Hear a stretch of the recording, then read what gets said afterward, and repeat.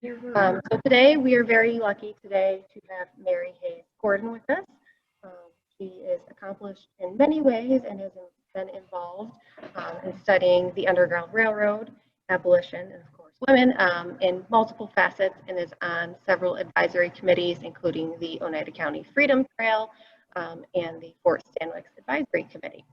I will let Mary tell you even more about herself. So from here, Mary can have the microphone. Thank you, Rebecca, and welcome to everyone who is joining us today. I'm very happy to have you here.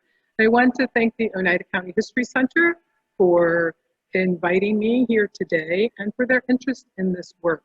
As Rebecca said, I am the co-chair, excuse me, of the Oneida County Freedom Trail Commission. Our task is to find and document Underground Railroad and Abolition activity here in Oneida County. And of course, that spreads out into other areas as well. So the story I want to tell today is about women and their very important contribution to Underground Railroad activity, which is working to help people escaping slavery and looking for their freedom to make it to a safe place, and for their work in the abolition movement, especially here in central New York. An important part of this story is based on where the European settlers who came to this area came from.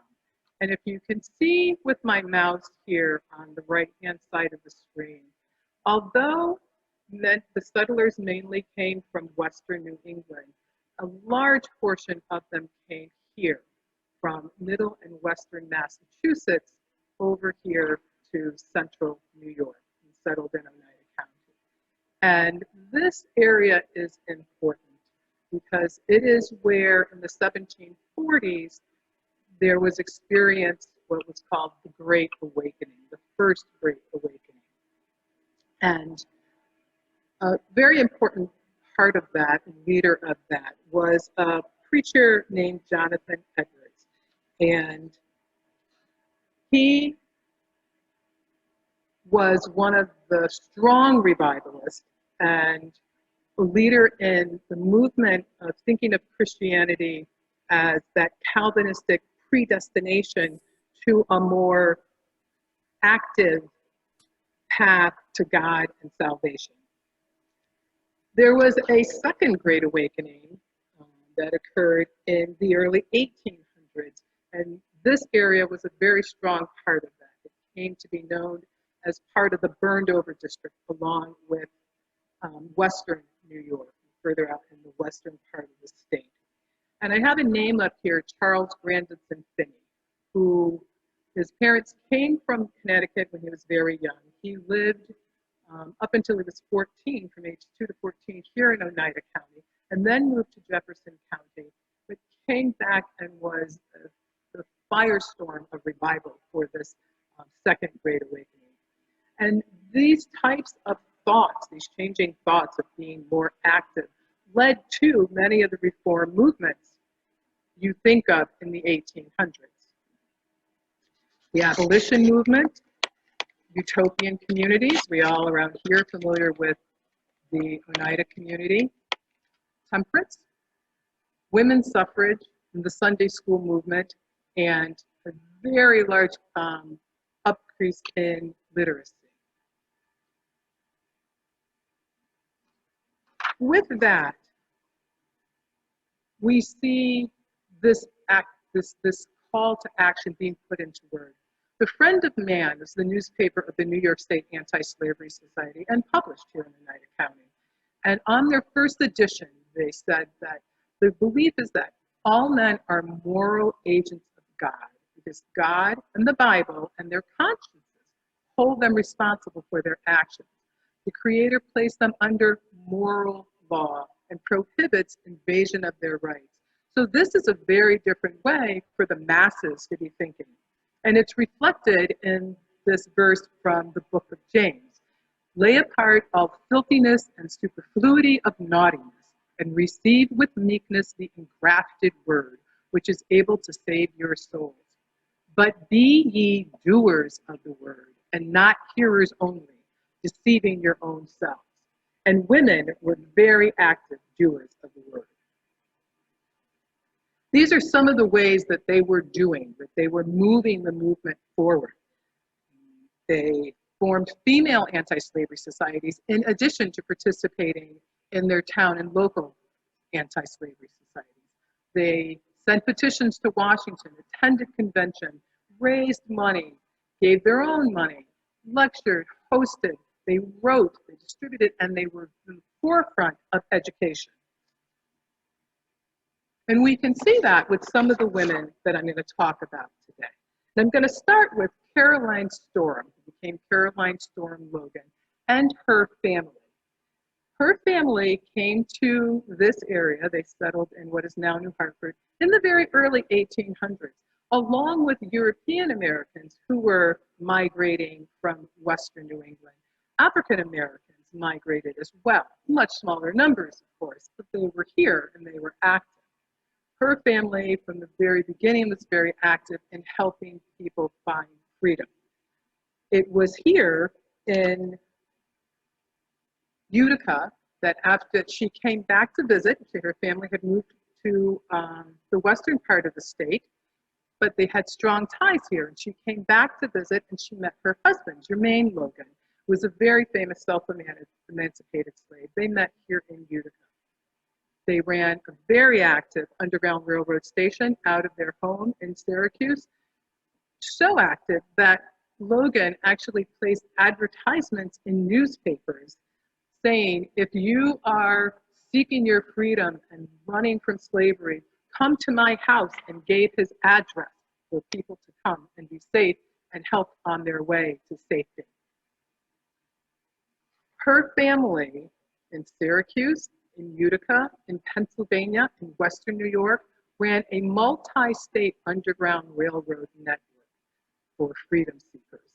She was, as was all members of her family, a very educated person as well. And I include her here not only for that, but because I want to talk a little bit about the biography of her daughter, Dr. Sarah Logan Foster. She graduated in 1876 with a medical degree from Syracuse University. But in her biography, one of the things that was said was, Sarah Logan Foster was educated in Syracuse public schools and under the instruction of her mother.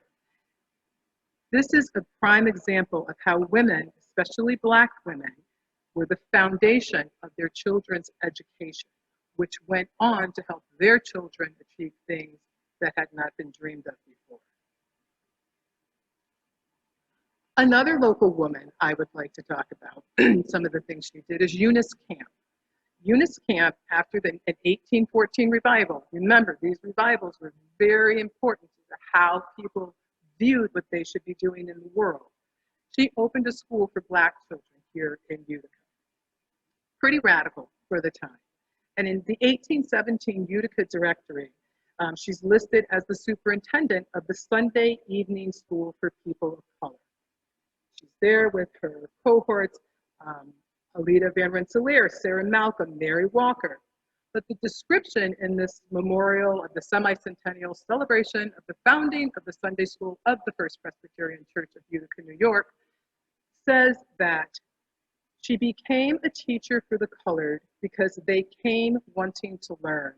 And I think this is two important points about Miss Camp and what she saw as her passion and her duty, and also about the people who came, heard about this Sunday school, and came to participate, wanting to learn. And they thought that they were just as entitled to learn as anyone else. She's also listed, some of her friends are listed as teachers in the female Sunday school, Catherine Breeze, Elizabeth Woodgood, Cornelia Van Rensselaer, Susan Wright. And I say their names because these young women really represent that ever-widening base of female reformers. They worked within the evangelical church to convert the growing populace of Oneida County to active Christianity. The establishment of Sunday schools was very important here because they combined the secular teaching of the fundamentals of literacy with the religious teaching for conversion.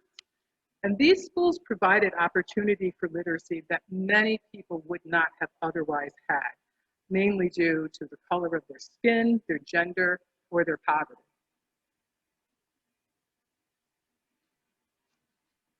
Women helped in many ways, and I'd like to introduce you to Elizabeth Everett from Remsen, New York. She and her husband came here from Wales. Remsen area was a very strong Welsh settlement locally. They led a very strong anti-slavery household. She and her husband, Reverend Robert Everett. It was a known Underground Railroad station. They had speakers in their church who spoke against slavery. The family published anti-slavery literature in Welsh, which went a long way to having that Welsh community in Remsen and Steuben become abolitionists. They translated Uncle Tom's Cabin. Now, this is expensive, and Robert Everett was not a wealthy man, but Elizabeth had an inheritance of 6,000 British pounds from her uncle, and they used that money to do this work. Today's equivalent, I figured it out, this is what I could gather, quick search on the internet, that would be equivalent to almost $1 million today. That's a huge amount of money to put into this work. So women supported this financially as well. She also sent her daughter to the Young Ladies Domestic Seminary. And this is an institution of some importance here locally. So I want to talk about that and a few of their students. So the Young Ladies Domestic Seminary, and a seminary is a private school of higher learning for women, especially in the 1800s. And this one was in Clinton, New York. It was established by Hiram Kellogg, Reverend Hiram Kellogg, in 1833. It was a multi-class school on the manual labor structure, which meant that students could do work there on the property to offset their tuition, the same way the slightly more famous Oneida Institute in Whitesboro had male students who could do that. This would offset their tuition, and every student did the labor within the house, in the kitchen, or in the household, etc. So it wasn't only the students who needed financial help, everyone did. So it was a multi-class establishment. It became a multiracial establishment as well. And this is important because these students lived together and learned that living in a multi-class, multiracial environment is something that could happen. They did liberal studies and domestic arts. They were educated, became able to educate others. And Kellogg left the school in 1841, and the Free Will Baptists took over, and they continued this work and had a male portion to the school, the Clinton Grammar School. But when Kellogg returned from Illinois, he took over as principal again in 1848 and 1849. And the students from this school ended up playing some important roles in the abolition movement and in the Underground Railroad.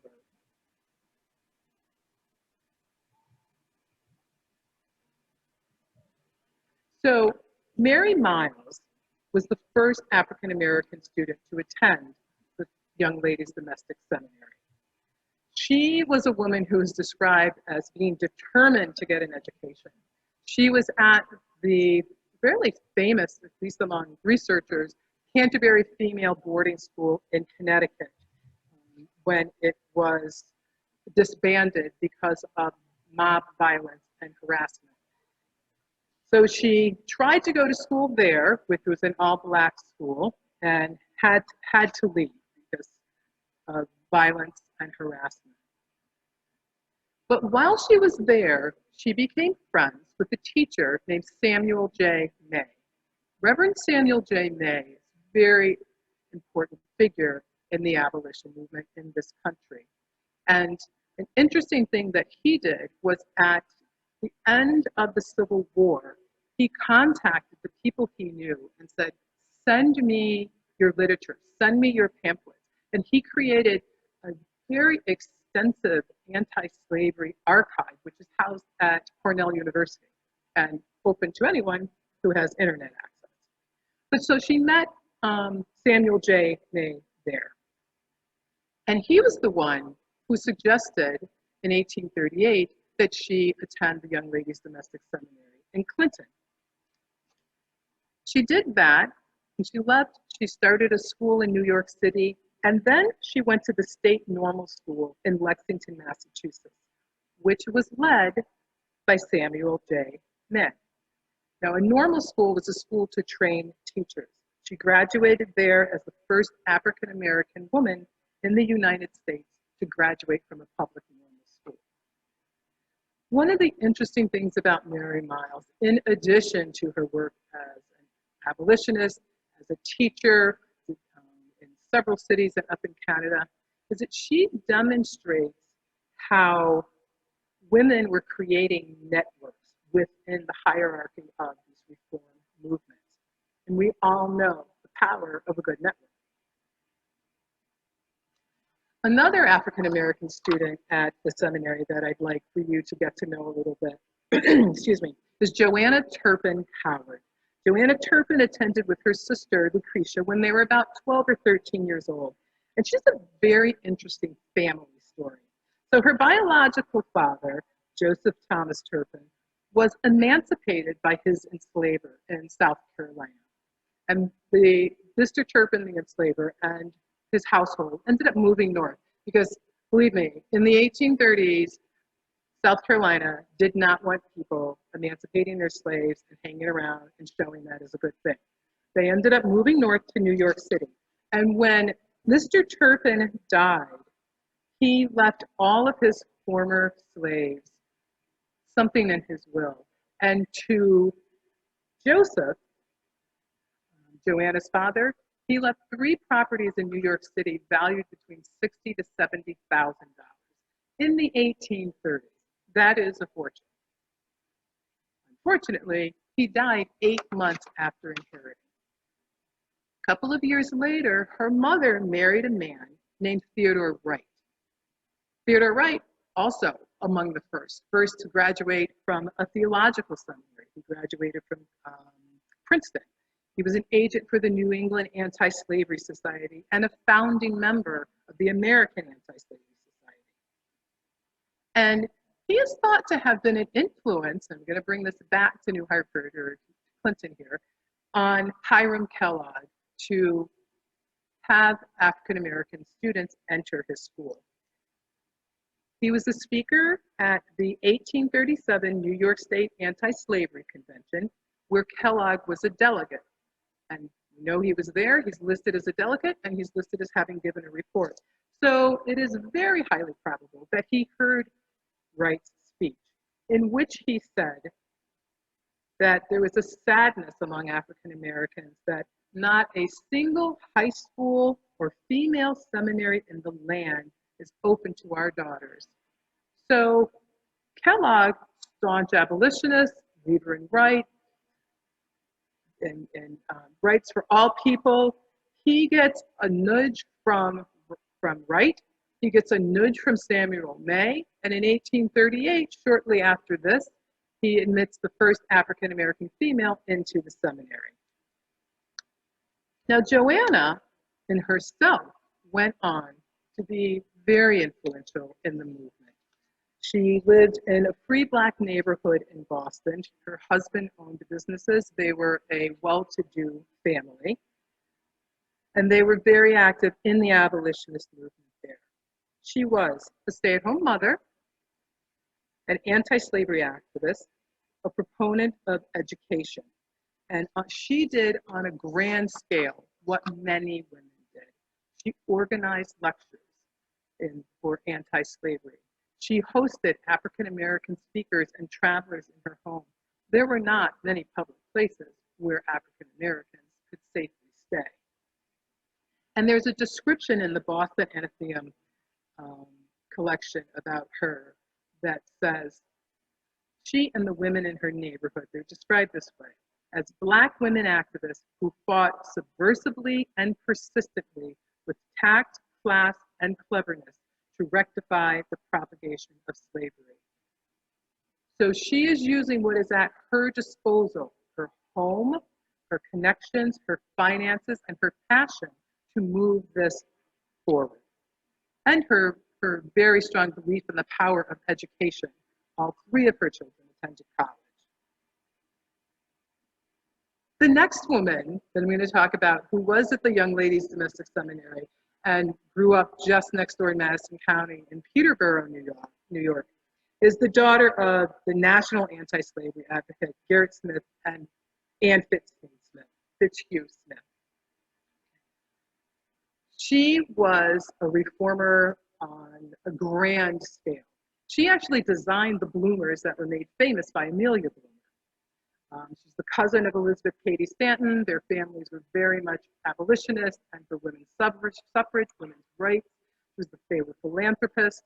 And she is a good example of this community of women here in Oneida County, all from very different backgrounds. They were farmers' daughters from Bridgewater, daughters of the genteel people in small towns and big cities, girls who needed financial help and girls who did not, young women of color from families with financial means, or daughter of an escaped slave. They all lived together in what has been described as a harmonious household. This is a quote from Elizabeth Ridley Butler, who was at the seminary in 1841. She says, "An incident occurred during Mr. Kellogg's tutelage of no little moment at the time, as the subject of slavery was being hotly discussed and coeducation in seminaries with colored girls had not been tested. Mr. Kellogg was equal, however, to the emergency, and accordingly, we pupils were introduced to 3 colored student girls just entered, whom we were expected to treat with courtesy. But the innovation scarcely produced a ripple in the even tenor of the school, where the pupil boarders sat side by side with them, and the usual harmony prevailed." This may be slightly sugarcoating because, I don't know, many of us were teenage girls, many of us lived with teenage girls. The usual harmony would have been well earned, I think. But she notes that this did not cause an uproar. They didn't have to close the school down like they had in Canterbury, Connecticut. The girls and their families were accepting of it. This is the former Young Ladies Domestic Seminary. The house still stands in Clinton. 2 of the big wings are gone, but the foundation of the house and the main house is still there. It is now a private home. One more woman that I want to tell you about from the Young Ladies Domestic Seminary and from this area, named Fratilla Minor. So Fratilla went to the Young Ladies Domestic Seminary. She was one of the students who needed to do the manual labor to offset her tuition. Her family was not well off. She was from local Brookfield, New York. When she finished and could make her way to DC, she opened a school for colored girls in Washington, DC, where slavery was still legal. And in 1858, we're talking about networks here, Harriet Beecher Stowe gave her money to buy 3 acres where she could expand her school.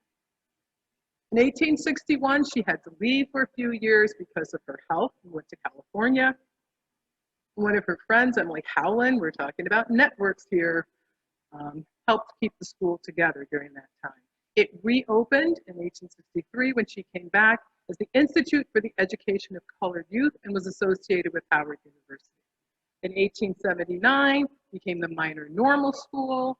In 1929, became the Teachers College, the Minor Teachers College. And in the 50s, it merged with the Wilson's Teachers College to become the District of Columbia Teachers College. And in 1875, the college consolidated to become the University of the District of Columbia, which is an historically Black college or university. So Fratilla Minor, a poor woman from Brookfield, New York, graduate of the Young Ladies Domestic Seminary in Clinton, New York, established what became University of District of Columbia. And this next picture, I just love. There are still schools named after her in DC. And so this woman with that background, we now see young women and girls from Washington, DC bearing her name with the First Lady of the United States. I'm going to take a little breath because that picture always gets me a little bit emotional. But I would talk about a couple of other women here and some of the things that they did. We're talking about all the different ways that women were influencing this movement and the change in the country. Paulina Kellogg Wright Davis is another one from here. She lived in Utica with her first husband, Francis Wright, for about 12 years. Francis passed away. Her husband was at that inaugural meeting for the New York State Anti-Slavery Society, that one that many of you know, interrupted by a mob, and they would call it the Utica riot. And their house was threatened by that mob that night. So these are people who are living the real threats of being an abolitionist. But she and her husband served on the executive committee of the Central New York Anti-Slavery Society. She was an important women's rights activist. She published a newspaper after she left her Paulina. She was a contemporary of Stanton and Anthony and Kelly Foster. And as a wealthy widow, and then she married Davis later, she used her own money to support abolition and women's suffrage. If I can quickly bring this up here, I may not be able to. I just want to show that it wasn't only, here we go, the wealthy women who were supporting financially. This is a receipt from 1841 that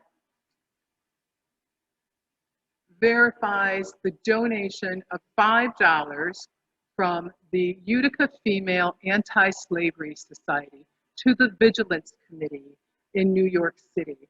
Vigilance committees, if you are aware or not aware, work to help individuals who were trying to find their freedom. They would give them clothes, they would give them,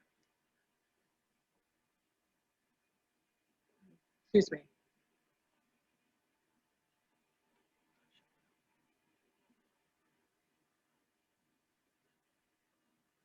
Thank you.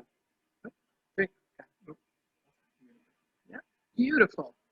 So I just wanted you to see that it wasn't only the wealthy. Women would give $1, they would give $2, they would give 50 cents, and to help support this, as well as wealthier women who could give even more. So here's a woman who took a lot of the ways to advocate for anti-slavery, to help individual people seeking freedom, Cynthia DeLong. Now you may wonder why a picture of Foamy Kong is here in a talk about abolition, and it was not that building, so it's not that building, but that spot is where the DeLongs lived. And you can see on the map on the right, where the arrow is, their home would have been right about there at that square, at that triangle. And I show you that so that when you go to get your drunken noodles next time, just remember that important things happened there, where their house was. So this is a quote from the Utica Observer from 1932, talking about the history of the DeLongs. It says, "The back door of the house was left unlocked for fugitive slaves from the South on their way to Canada. When the DeLongs arose in the morning, it was not unusual for them to find 1 or 2 Negroes asleep on the kitchen floor. These people were fed and during the day were kept secluded in the garret." This is right here in our city. People were doing this work. Women were doing this work. If they were fed, it was Cynthia and her family who were feeding them. If they were secluded, It was Cynthia and the ones in the home making sure they were not detected. It was Cynthia and the ones in the home making sure they had what was needed to move on to the next phase. She also was very active in the organizational manners that women could be. So this is a petition to the House of Representatives that she put together in 1840, move my thing here and make sure I get it right. In 1843.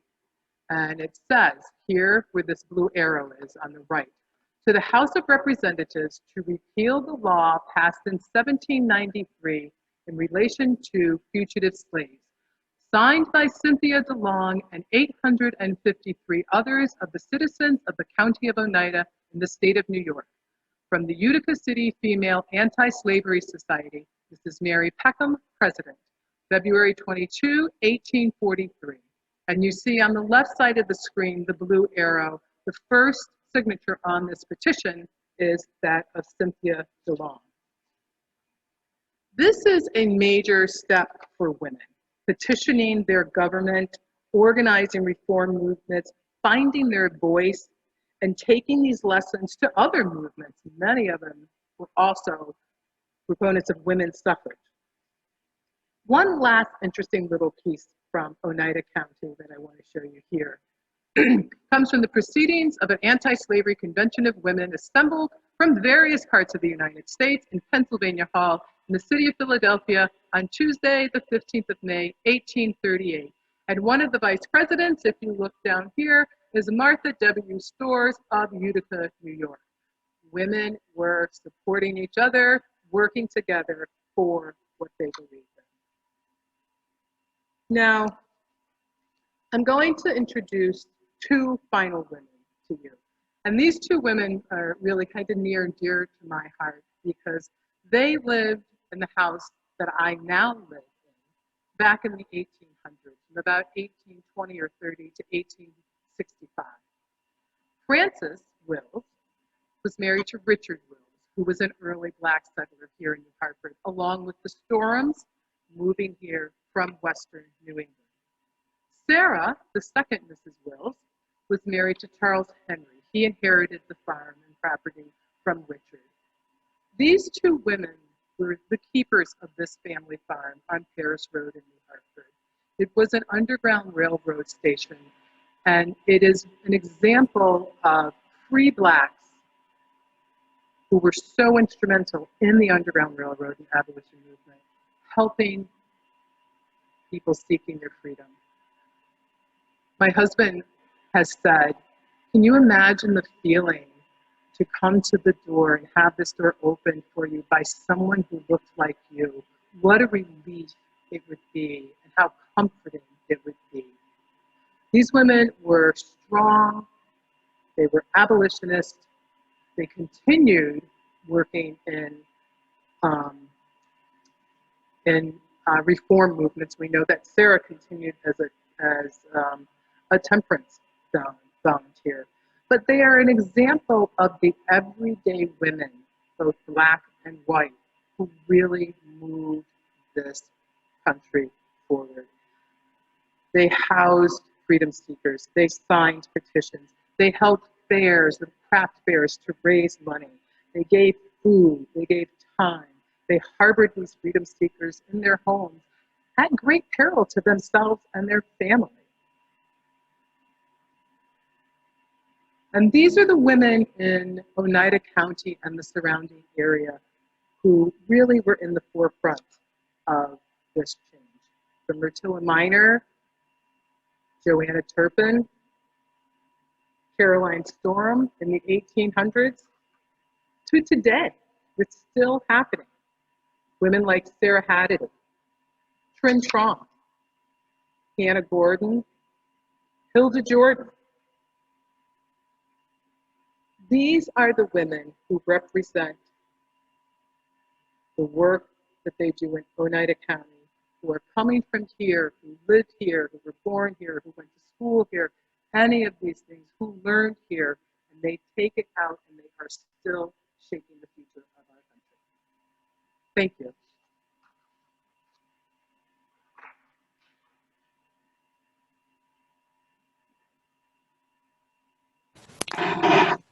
Well, thank you very much, Mary. I will stop the recording, and if anybody